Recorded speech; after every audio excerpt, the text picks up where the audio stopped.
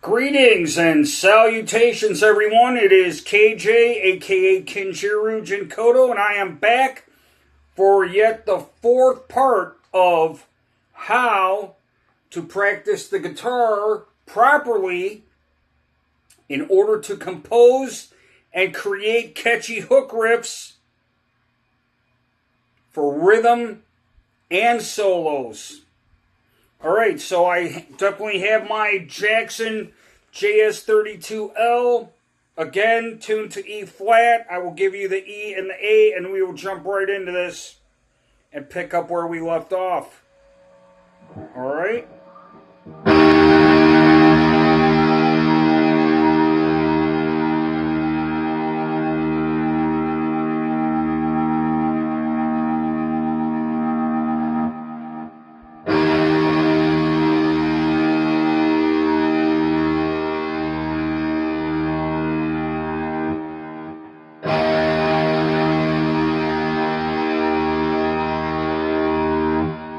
And the A.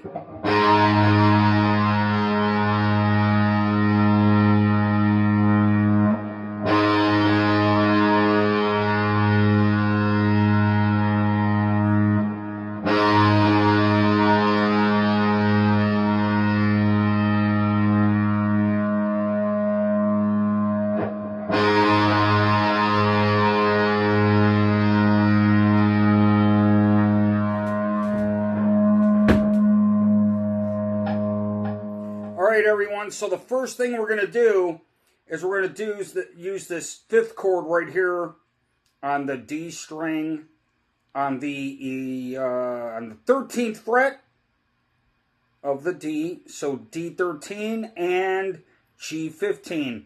And then we're going to go down, same chordal position on the D and the G to the 12th fret on the D, and the 14th fret on the G. And then we're going to incorporate this lick that is very much in the style of one of my favorite guitar players, the blues legend, Mick Taylor from the Rolling Stones. And you will hear this type of lick much of the time on Get Your Ya-Ya's Out, the live Rolling Stones album from 1969. So, that lick is going to basically be, if we have our middle finger here on the 12th fret on the G, alright, and we use our index finger on the B string on the 11th fret, and also on the B string on the 13th fret, and then the high E string on the 11th fret, and the ring finger on the 13th fret, and pull off or do bends, whatever you want to do. Same thing on the B coming down. And then, once we get back to this note on the G string, one of the things that Mick Taylor was notorious for is like these sort of stabbing backward pull-offs, for lack of a better way of putting it. It makes it seem like it's one note instead of two. And what I mean by that is, he would do stuff like this. He would go. So slide from like the 12th to the 10th and quickly pull off. And you're going to give some vibrato on this note on the 8th fret. So it'll be like this. Like that.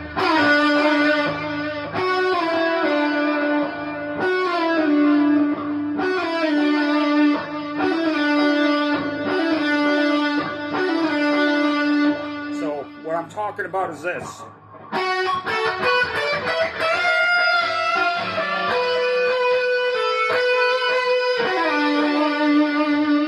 And then he would go to the D on the 10th fret, to the 8th fret, to the 6th fret, and then go to the A string on the 8th fret, and the A on the 6th fret, and then onto the low E on the 8th fret, And then basically slide up on the D string, like so. So you go. So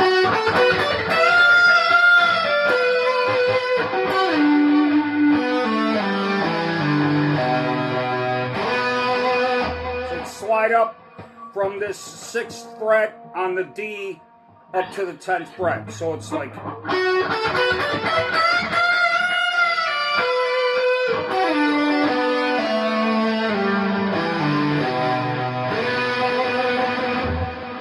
And he might double up with that type of slide with this. If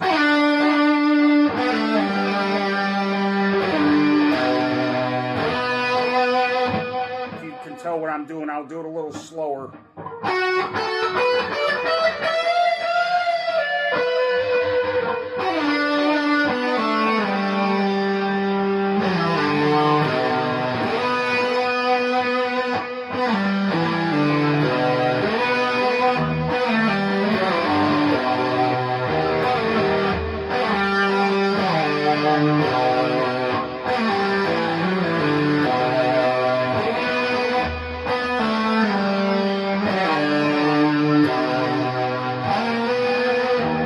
Except I messed up right there. You got to slide up to the 10th fret.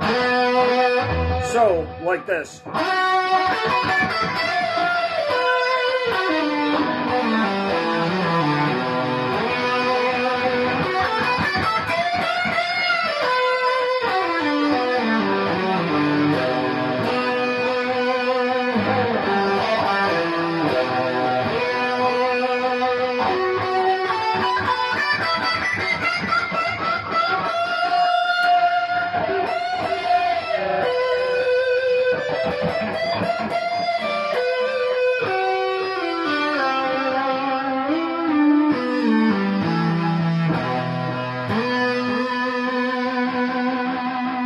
See there, I'm just experimenting, and that's what you want to do. You want to try to pick this apart and do it your own way.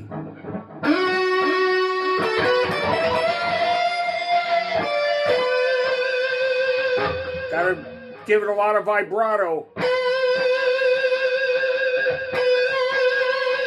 Pushing up and down, releasing the string. Up and down. Very quickly.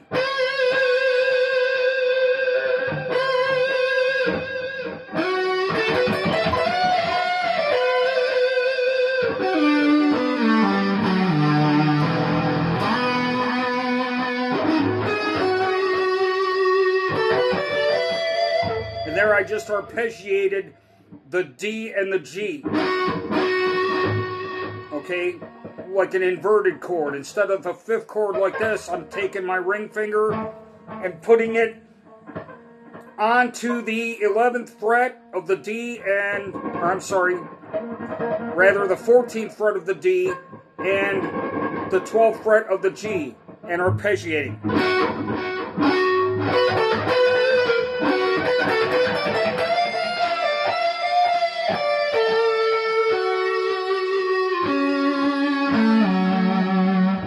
That's another thing. This is right in an arpeggio. Let me show you. Okay, so we're using mainly this note and these 2 notes. And these 2 notes. So here and here.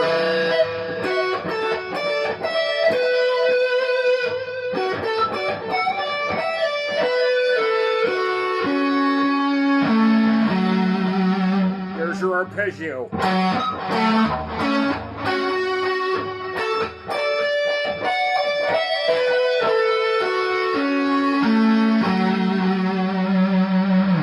Okay, so with that,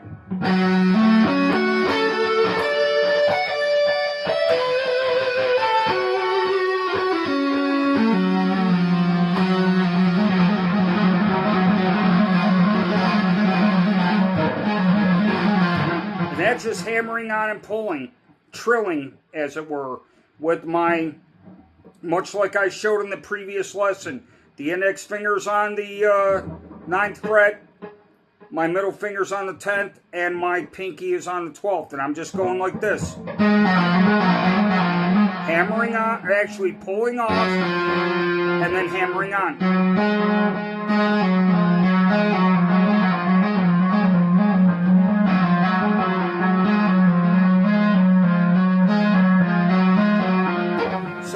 let's saturify it, much like Satriani, okay? So we're going to do this.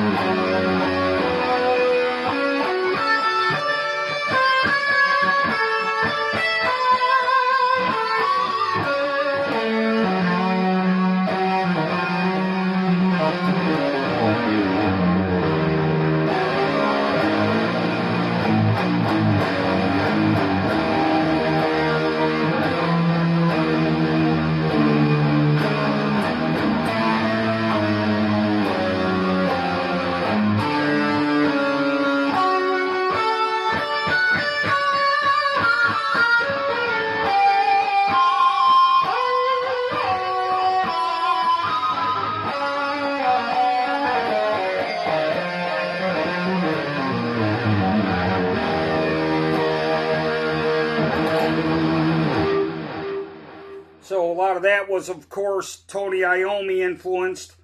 And as far as the soloing, first let's cover the chromatic chords I was covering, all right?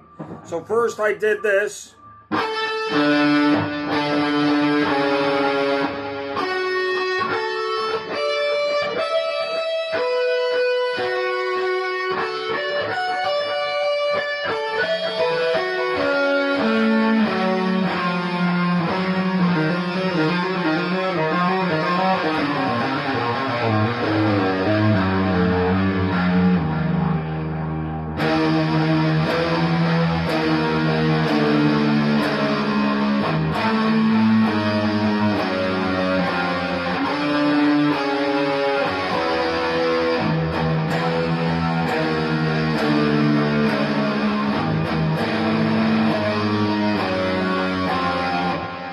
Just fifth chords. All right, we're on the low E and the A string on the 13th of the low E and 15th of the A, and we're just going down chromatically, meaning half steps. Okay. And right there I'm stopping at the 10th fret. Then I go to the A string and the D string over here on the 13th fret and the 15th fret of the A and D respectively. And then down to the 12th fret of the A and the 14th fret of the D. And then down to the 10th fret of the A and the 12th fret of the D, and then the 9th fret of the A and the 10th fret of the D. So once again,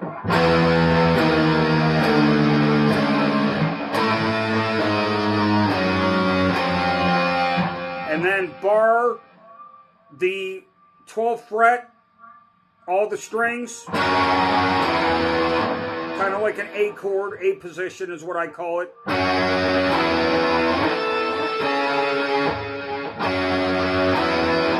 back to this 5th chord.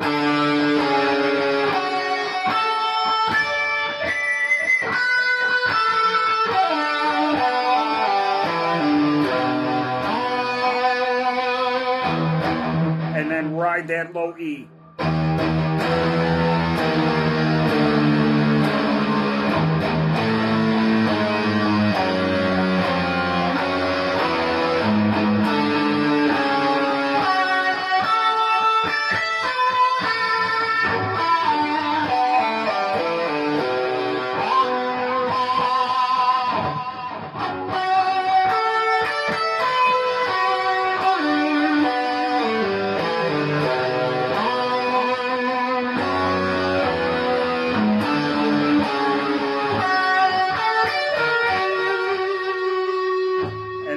doing stuff like this.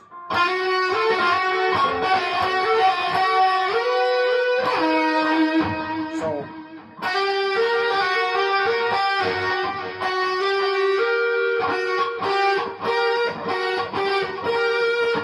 hammering on and pulling off.